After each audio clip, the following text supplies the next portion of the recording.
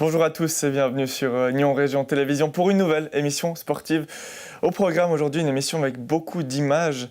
Ce week-end, à la piscine du Cossy étaient présentes les nageuses nyonnaises qui ont réalisé la course du mémorial Michel Bally. On parlera également d'un champion d'Europe, toujours en natation. Il s'agit de Jérémy Desplanches. Et on va commencer par une large page handball, puisque c'est comme ça qu'on dit, avec Christophe Fourcault et Jonathan Rosa. Bienvenue, messieurs. Bienvenue, merci. Christophe, tu es le coach de l'équipe du HBC. Le HBC vient d'entamer sa nouvelle saison dans la salle du Cossy. Comment ça se passe ? Merveilleusement bien. On a pris nos repères et nos quartiers dans cette nouvelle salle courant août. On commence à s'y installer tranquillement, à prendre nos repères. On enchaîne les entraînements, les matchs, avec plus ou moins de succès. Mais c'est un outil merveilleux pour le développement du hand sur Nyon. On va reparler du début de saison de l'équipe, mais on va commencer par parler avec toi, Jonathan, de la saison dernière, une saison où vous êtes maintenu en Première Ligue. C'était une première depuis longtemps pour un club roman. Cette saison, elle a été belle malgré un peu de malchance. Oui, on a eu un peu de malchance parce qu'en première partie de saison, on a terminé 5e ex aequo avec les 4e. Et du coup, on aurait pu jouer pour les playoffs, mais au final, on a dû jouer pour se maintenir en deuxième partie de saison. Et on a réussi à se maintenir brillamment en terminant 2e. Donc franchement, oui, une très belle saison et c'était vraiment sympa de pouvoir jouer au handball ici à Nyon. Christophe, on imagine que tu étais fier de tes gars après cette première année parce que c'était pas gagné d'avance. Historiquement, les clubs qui montent en Première Ligue, mis à part les gros clubs, Chénois, Ouest et puis Verdon, ceux qui montent de deuxième ligue en Première Ligue redescendent avec 0 victoire au compteur. Donc nous, on a lutté contre les meilleures équipes dans un premier temps, en finissant en 4e ex aequo, malheureusement derrière au goal average, et en finissant 2e des play-downs. Donc oui, un résultat exceptionnel pour un promu. Cette année, Jonathan, comment tu vois la saison ? Ça va être un peu similaire à l'année passée ou faudrait que ce soit en tout cas le cas ? Je pense qu'on aimerait bien pouvoir, si on arrive, terminer dans les 4, mais l'objectif, ça restera toujours de se maintenir et puis de rester en Première Ligue aussi cette saison. Donc on verra à Noël où on en est. Si on est dans les 4 premiers, tant mieux. Et puis si on est dans les 4 derniers, entre guillemets, on pourra lutter pour le maintien en deuxième partie de saison. Donc, voilà.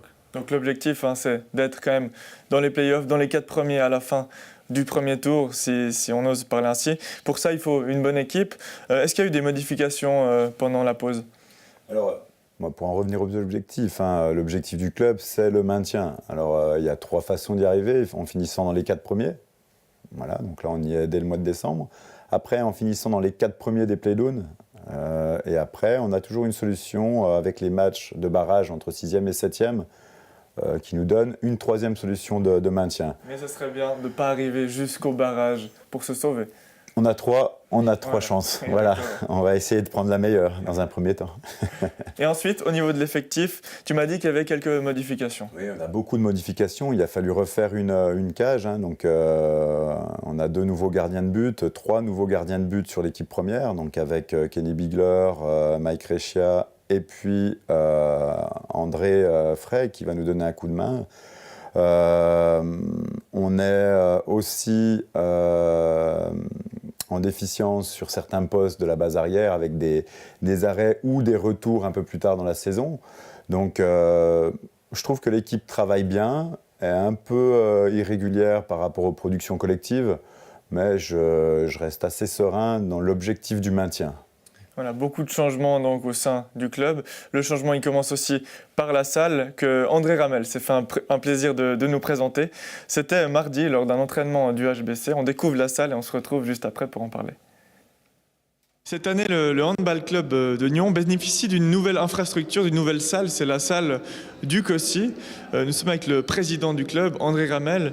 On imagine que cette nouvelle salle change complètement le fonctionnement du club. Oui, une nouvelle infrastructure cette année, on l'attendait depuis quelques années, on était disséminés un petit peu partout et aujourd'hui on a l'immense chance de pouvoir être réunis tous dans la même salle. Je vais vous présenter la salle, une salle donc de 40 par 20, où nos joueurs peuvent vraiment s'entraîner tous sur le grand espace. À savoir que nos juniors précédemment s'entraînaient uniquement sur de petites salles qui ne permettaient pas de pouvoir évoluer sur les bonnes structures. Le club a plus d'une dizaine d'équipes. Après, dans les petites, chez les juniors, chez les petits, on a plusieurs équipes par catégorie. Aujourd'hui, on avoisine les 200 membres, licenciés ou non, qui pratiquent le handball dans cette salle. On a déjà la chance d'avoir ces 3 rangées de gradins, ces petits bancs qui sont très très sympas où les familles peuvent se réunir. Tous nos membres ou tous les parents de nos membres peuvent venir les voir évoluer. Voilà. Après, pour les petites soifs, on a la chance également d'avoir ce magnifique bar, comptoir où nous pouvons servir boissons et petits encas. Nous voilà dans les sous-sol où il y a une multitude de vestiaires. On a notre petit local société où on va pouvoir s'occuper de nos joueurs. On a la chance de bénéficier d'un physio maintenant aussi pour arriver au meilleur niveau pour notre première équipe. C'est dans la boîte. Voilà cette magnifique salle. Voilà, et puis notre équipe qui s'entraîne sur l'attaque et la défense. Une saison qu'on a bien besoin puisqu'on a énormément de peine actuellement au niveau de la défense et de l'attaque. Voilà. On utilise cette salle tous les soirs de la semaine. Maintenant, on a des très larges plages d'utilisation. C'est un réel plaisir pour tous nos joueurs de pouvoir s'exprimer sur cette surface. C'est vraiment une très très belle salle.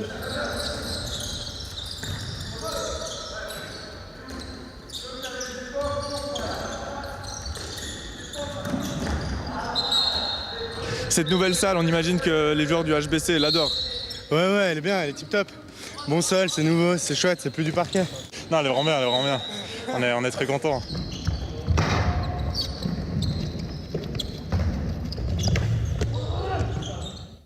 Voilà, un très bel objet de travail. Jonathan, on imagine que ça motive d'autant plus d'avoir des nouvelles infrastructures comme ça. Oui, franchement, être dans une nouvelle salle, on était réjouis en début de saison, on voulait vraiment y rentrer et puis en faire que ça soit la place où on gagne tous nos matchs. Donc c'est vraiment un bel outil, il y a la luminosité et ainsi de suite, on peut tout voir. C'est un beau terrain et franchement on est content d'y être enfin. Christophe, c'est arrangeant aussi au niveau des fréquences d'entraînement. L'équipe peut s'entraîner plus librement qu'avant où il y avait des créneaux un peu compliqués. Alors le club surtout, ça veut dire qu'une équipe M17 peut s'entraîner 2 à 3 fois par semaine, une équipe M15 pareil.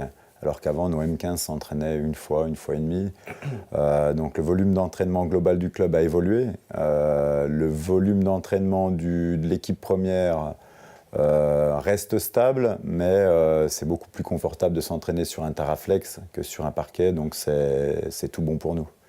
Au niveau de la jouerie de l'équipe, est-ce qu'on essaie de mettre de nouvelles choses en place cette année avec l'équipe, les joueurs ?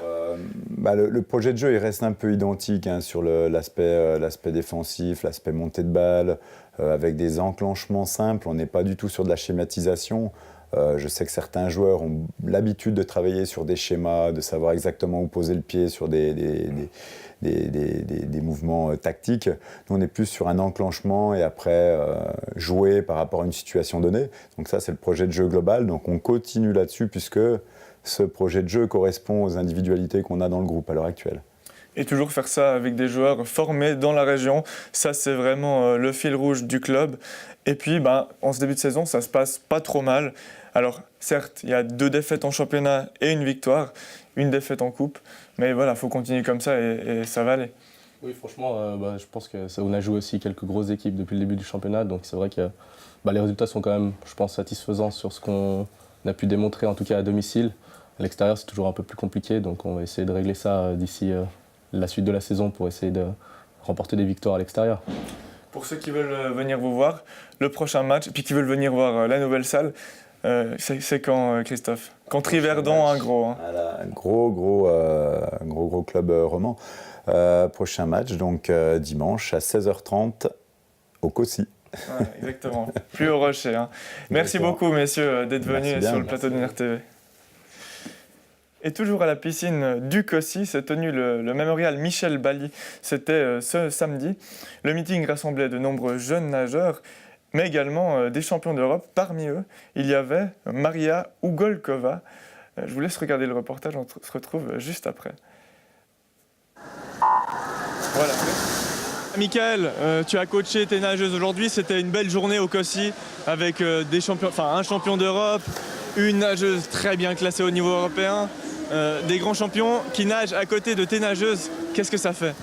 C'est très important pour eux pour prendre de l'expérience, voir un peu ce que c'est le haut niveau. Comme j'avais dit déjà, chez les garçons avec Jérémy, il met vraiment la différence sur les autres garçons. Par contre, chez les filles, Maria a un petit peu d'avance. Les filles sont un petit peu en confrontation avec elle. Là, j'ai vu Malika qui sortait en même temps que Maria après la première coulée. Donc ça m'a fait plaisir de voir que le travail était en train de payer. Maria, comment tu t'es sentie aujourd'hui lors de cette course? Et puis, qu'est-ce que tu penses de ta performance pour une course de reprise? Je suis très contente avec mes temps que je fais ici parce qu'en fait, c'est étonnant que je nage autant vite maintenant. C'est après 4 semaines de reprise. Puis j'ai adoré d'être en compétition autant tôt. Il y avait beaucoup de nageuses nyonnaises à tes côtés. Est-ce que tu as pu jeter un œil à leur performance? Oui, juste la dernière course que j'ai fait sans dos, oui, j'ai vu que c'est Malika puis Fanny qui étaient. Fanny, elle était à côté de moi, Malika pas trop, mais elle a bien fait, je pense, une 3-8 ou quelque chose, si je me trompe pas. Ouais, alors, ouais, bravo et puis continue comme ça. Malika, tu es arrivée deuxième. Comment c'était de nager aux côtés de Maria Ugolkova, qui est quand même 3e meilleure européenne dans une discipline? C'était cool, par contre, je la voyais pas trop parce que j'étais à la 8 et elle était à la 4, je crois, et puis Deuxième place, 1 minute 3 et 80 centièmes. On imagine que tu es satisfaite parce que tu nageais un peu moins vite d'habitude. Avant, je faisais une 5,55 et maintenant, j'ai fait une 3,80, alors c'est cool. C'est juste cool. C'est super. Fanny, 4e place, derrière Valérie et Malika. Comment tu t'es sentie dans le bassin? Sincèrement, c'est la première compète de la saison. C'est toujours bien de savoir, avec ce qu'on vient de recommencer, vu que j'ai commencé avec une bonne charge de muscu, je suis quand même contente d'avoir fait une 4, c'est chouette. Et puis ça motive les filles aussi de faire leur meilleur. Qu'est-ce qu'on peut te souhaiter pour la suite? Beaucoup de plaisir. Ce que je viens de faire aujourd'hui, ça me plaît beaucoup. Toujours nager, donc c'est déjà ça. Pas d'être démotivée. Et je pense que cette année, ça va être meilleur que l'année passée. Je suis motivée et c'est chouette. Valérie Salence, comment c'était de nager dans le même bassin qu'une nageuse comme ça?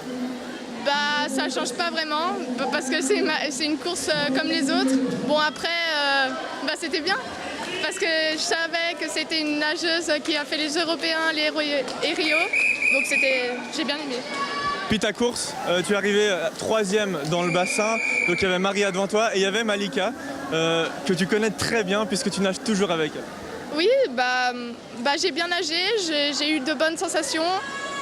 Après, 3e, c'est bien aussi. J'ai amélioré mon temps, donc ça me va très bien. Donc c'est les deux filles de 2004, Malika et puis Valérie. Donc Malika vraiment se prédestine à faire plus du 50 mètres, Valérie plus du 200. Donc elles vont se toucher de temps en temps sur le 100 mètres, à se confronter, à se battre pour essayer de continuer à améliorer. C'est justement cette confrontation qui leur permet d'être encore meilleures, quoi.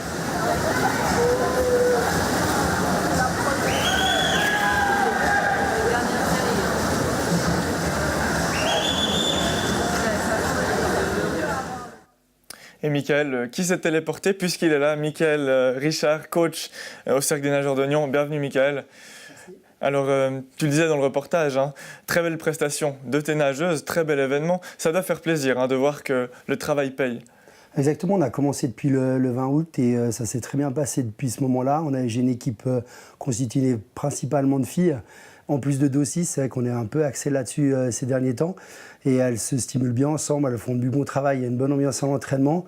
On a mis des nouvelles choses en place cette année et ça commence vraiment à payer avec des temps qui sont... Je ne m'attendais pas à ce niveau-là déjà au début de saison, c'est la première compète de l'année. Des fois, elles sont en train de se rechercher encore sur le placement, sur 2-3 parties non nagées et elles sont arrivées à faire des bonnes choses, vraiment très bonnes. Il y a eu des records qui sont tombés. Quel bilan est-ce qu'on tire au niveau organisationnel de cet événement? Le 29e mémorial Michel Bally, il y a eu du monde qui est venu assister assister aux courses parce qu'il y avait 2 champions. Je te laisse nous en parler. Exactement, on avait donc avec le président, M. Christian Gall, décidé de faire venir Maria et puis Jérémy qui ont répondu présent. C'était super, les clubs en ayant vu ça, ils ont aussi décidé de venir. Il y avait la nouvelle... Maria qui est médaillée de bronze au championnat d'Europe et Jérémy Desplanches, champion d'Europe. Donc c'était quand même des belles pièces et ils sont suisses. Exactement, c'est des Suisses, ça faisait 10 ans qu'on n'avait pas eu de podium européen au niveau grand bassin. Donc ça faisait un petit moment qu'on attendait des podiums. Les nageurs qui, comme Malika et Valérie, n'avaient jamais vu de nageurs qui étaient médaillés européens dans leur carrière parce qu'ils n'avaient encore jamais nagé avec d'autres nageurs. C'était sympa de les avoir parmi nous, quoi. C'était vraiment cool. Puis ça annonce de belles choses pour la natation nyonnaise, puisque là, on a vu Malika, Valérie, on va pas dire Titi, Maria ou Golkova, mais quand même, elles n'ont pas été ridicules, elles ont fait 2e, 3e, et puis ça peut présenter du très bon pour la suite. Exactement. Bon, Maria, c'était pas sa spécialité. Hein. Le 100 dos, ça fait des bonnes courses qu'elle fait, les recordman suisses quand même, mais là où elle excelle, c'est vraiment le 200 mètres 4 nages. Là, elle a vraiment beaucoup d'avance sur tous les nageurs suisses et surtout les nageuses du club. Mais sur le 100 dos, qui est un peu la spécialité des nageuses nyonnaises, elles ont pu se confronter, comme j'avais dit pendant le reportage, elles étaient sur des parties qui étaient encore non nagées, des petites coulées. Elles ont fait des bonnes choses qui m'ont vraiment réconforté pour la suite de notre travail. Il n'y avait pas que Maria, justement, il y avait Jérémy Desplanches, donc champion d'Europe de la discipline du 4 fois 200 mètres 4 nages. Et le champion d'Europe de la discipline s'est livré au micro d'NRTV. Voilà, on est avec le champion d'Europe de la discipline du 200 mètres 4 nages, Jérémy Desplanches. Comment c'était de nager ici presque à la maison ? C'était assez dur, c'est le début de saison, on a repris assez doucement donc le niveau n'est pas encore là. Mais une victoire est une victoire, il faut la savourer donc ça va, c'était pas trop mal. Là, c'était différent des championnats d'Europe, le bassin est plus petit, le temps 1,59, c'est un temps de reprise. C'est un temps de reprise, le temps est pas bon. Enfin, en même temps c'est pas un temps compétitif ni un moment où je dois l'être donc c'est pas trop grave mais l'essentiel c'était d'arriver, de nager techniquement bien et de prendre du plaisir, quoi. Comment c'est d'être champion d'Europe ? Raconte-nous un peu déjà comment tu as vécu la victoire et puis les conséquences que ça a sur ta vie actuelle. Alors la victoire, c'était génial, quoi. Je l'ai vécu un peu avec la famille, quelques-uns étaient sur place. Donc voilà, eux ils ont été pétés de leur côté. Moi j'avais encore quelques jours à rester concentré donc j'ai pas pu en profiter. Mais voilà, la victoire s'est fêtée avec l'équipe, avec le staff suisse et voilà, avec le peu de personnes qui étaient sur place pour moi. Je voulais une médaille, laquelle c'était voilà. Les 3 m'auraient été, je rêvais du titre, donc voilà, ça s'est bien passé. Les sensations sont c'est un peu étrange, c'est-à-dire que j'étais hyper content, mais genre vraiment heureux, mais hyper énervé en même temps. Ça peut paraître bizarre d'avoir les deux en même temps, mais le moment où tu touches et tu vois que tu gagnes et que la première chose que tu repenses, c'est un peu toutes les difficultés que tu as eues et comment tu les as surpassées, donc la famille, les proches, mais les quelques difficultés, les personnes qui t'ont dit comme quoi tu n'allais pas y arriver, et toi non plus, et tu n'as pas ce qu'il faut, enfin tout ça. Et quand tu touches, l'énervement il vient là, parce que tu dis j'avais raison, quoi. Enfin, vous aviez tort, vous m'avez dit n'importe quoi, et j'ai eu raison de me croire capable et de continuer, persévérer là-dedans. Donc voilà, c'était beaucoup de joie, beaucoup d'énervement, mais l'énervement s'est estompé très rapidement. Après ça a pris place à de l'euphorie et à tout ce qui vient avec. Et puis maintenant, comment est-ce que les jeunes là te voient autour du bassin ? Tu as un statut un peu différent maintenant ? Alors, pour mes amis que je connais, donc les nageurs un peu plus vieux ici, parce que c'est une compétition de jeunes, rien ne change, quoi. On est potes, on parle normalement. Mais je crois que les petits ont un peu plus de peine à m'approcher. Enfin, j'en vois quelques-uns, ils sont à quelques mètres, ils me regardent, ils ne savent pas trop s'ils peuvent venir ou pas, donc ça change un peu là-dessus. Mais après, je pense que ça va venir gentiment et ils seront un peu plus avenants de questions, d'autres choses, quoi. Mais voilà, il faut prendre son temps, je pense. Donc ils peuvent venir, les petits ? Ah oui, ils peuvent venir. Merci beaucoup. Jérémy et Maria étaient de la partie. C'est beau d'avoir des champions comme ça ici. Ouais, c'est super qu'ils aient répondu présent à notre invitation. C'est vrai qu'on les remercie énormément. Ça a donné un peu de cachet à notre meeting. Les nageurs sont venus. Demain, ils ont encore un petit peu de travail qu'on leur demande de faire pour les jeunes. Un peu de signature d'autographe, une exhibition à faire. Donc merci à eux vraiment d'être venus. C'est vraiment sympa.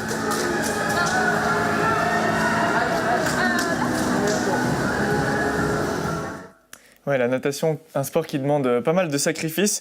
Michael, quand il dit qu'il était un peu énervé au moment de toucher l'autre bout du bassin, toi tu le comprends, Jérémy, toi qui l'as coaché pendant un petit moment. Oui, parce qu'il y a toujours des gens qui sont réticents à le fait de passer dans le sport de haut niveau puis de s'investir à fond dans ce sport. C'est toujours un petit peu délicat. Il y a des gens qui disent que ça va être difficile de réaliser ces objectifs. Puis quand on les atteint, on fait un genre de pied de nez aux gens, dire vous voyez, j'ai fait le bon choix, j'ai fait ce qu'il fallait pour y arriver. Et après, c'est juste de la joie qu'il a pu avoir avec ses proches, quoi. Et c'est là que le rôle du coach aussi est super important. Motiver un athlète. C'est capital, c'est le motiver, lui trouver les mots, c'est l'intéresser à ce qu'il fait.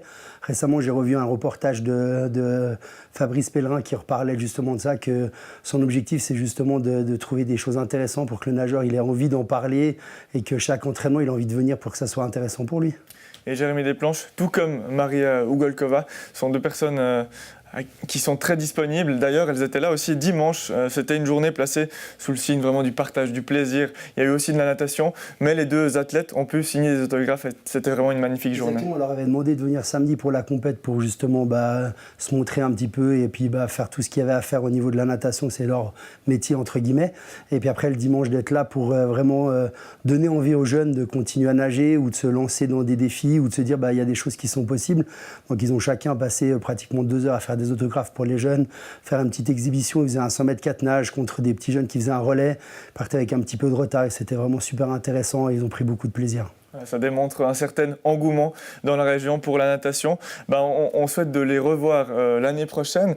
On souhaite aussi à tes nageuses une très belle saison, à toi aussi. Merci d'être passé sur le plateau. Le sport, c'est fini pour cette semaine sur Nyon Région Télévision. On se retrouve la semaine prochaine pour une nouvelle émission. Ciao.